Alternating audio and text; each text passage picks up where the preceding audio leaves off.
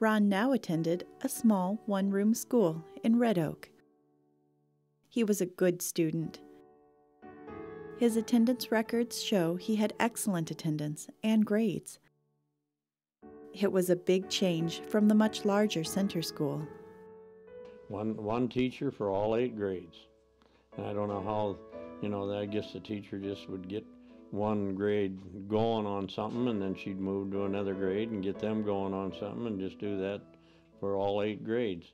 And it means that teacher had to have the type of education, I guess, that they could cover all 8 grades. And there was only probably 2 or 3 in each grade, there wasn't that many in each grade. I don't even remember how many in my grades. I don't even remember that part of it, how you would concentrate on your part of it while she's trying to get somebody else, teach somebody else in what she was trying to teach them, I don't remember how that worked.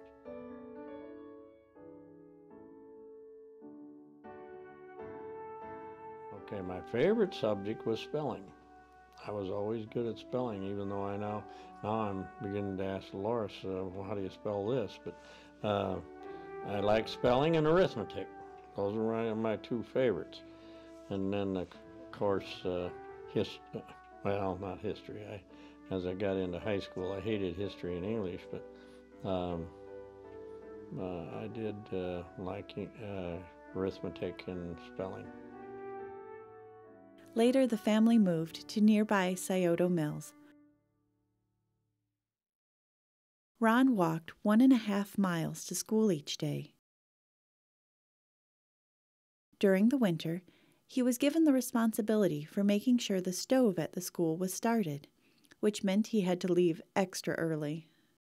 I was asked by the teacher to go, and we had a wood-burning stove in this one-room schoolhouse. It had all 8 grades, and the teacher asked me if because I wasn't that far from schools, there were others that lived further away, to go and get the stove, a wood-burning stove, going in the morning. She must have been there before me, because I don't think I had a key. I don't remember it, but I might have. I don't remember. But to get the wood-burning stove going to warm the schoolroom up. And in the wintertime, there was enough snow that I could be walking on the top of the fences, that there was so much snow. But that was my job to get the school warmed up, and I don't remember. I guess the teacher took care of it during the day to keep it going, because I don't remember doing that part of it, but I just remembered. I don't even remember paying me or anything. I don't remember that part. We had an outhouse. Yeah, you don't have an in toilet like we got now. It was an outhouse that you had to go to, and it was the same thing there as far as Red Oak. In the summer, we would play baseball and horseshoe, and that was our recreation and we had swings, of course. Had swings. Oh, and then they would play tag too, of course, tag and baseball, and the girls would jump rope, I guess. I don't remember too much about what they did, but I know that's what the boys did. But we never had a very big schoolyard. We couldn't really, run bases and bat the ball very far, because it was right on the corner of 2 gravel roads. When weather was better, Ron rode his bike to and from school.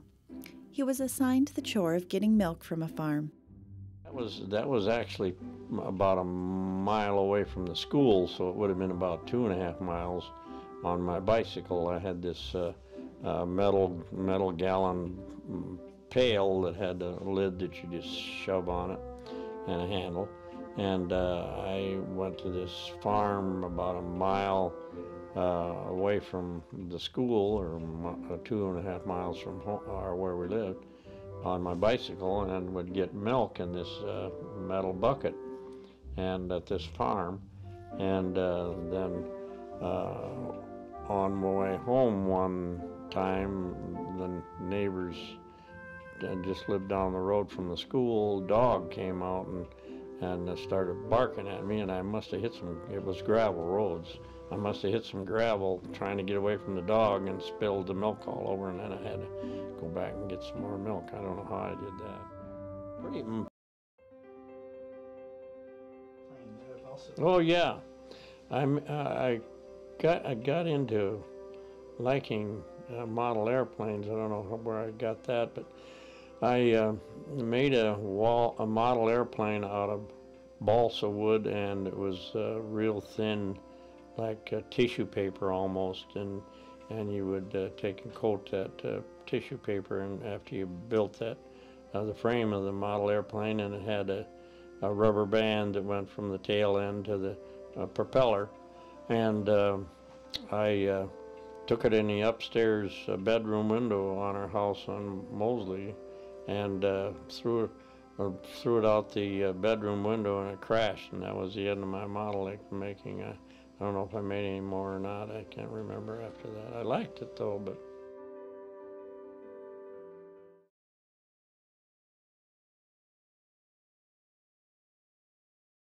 In 1943, Ron's father decided to move back to Freeport with the outbreak of the Second World War. Supplies, specifically gas and tires, became more difficult to get. The daily commute from Scioto Mills to Freeport was straining the family budget as supplies were becoming increasingly short. The family moved into a large home on Mosley Street. As he settled back into Freeport, Ron, now 15, attended Freeport High School. He took summer jobs working on the Volkers family farm, as well as on the Hirschberner farm. I think we got up around 5:30, 4 to 6, something like that. And they had one of the biggest barns in this whole part of the country. And I can't remember how many cows they had, probably a good number for that time. Now they got huge dairy, but at that time I think we probably milked around 40 maybe cows, something like that. And that would be the first thing we did when we got up in the morning, would be to milk and take care of the pigs, and then we would come in and eat breakfast after that, and then after breakfast we would go out and do whatever work on the farm, mowing hay or thrashing time. Of course, we'd thrash, and the things that we had to do.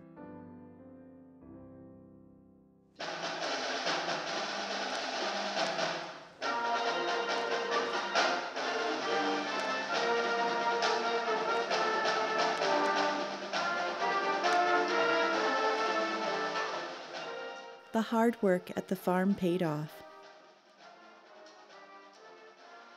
Ron was very athletic in school. He lettered in football and participated in track.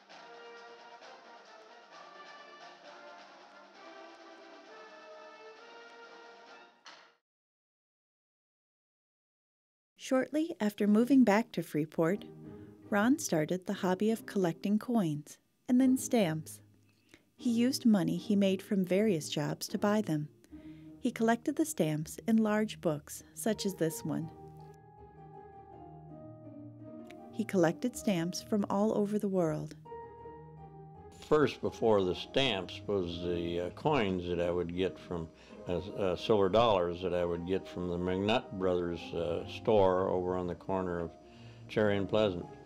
And so that's how I kind of got into collecting, and then I went from that to collecting stamps.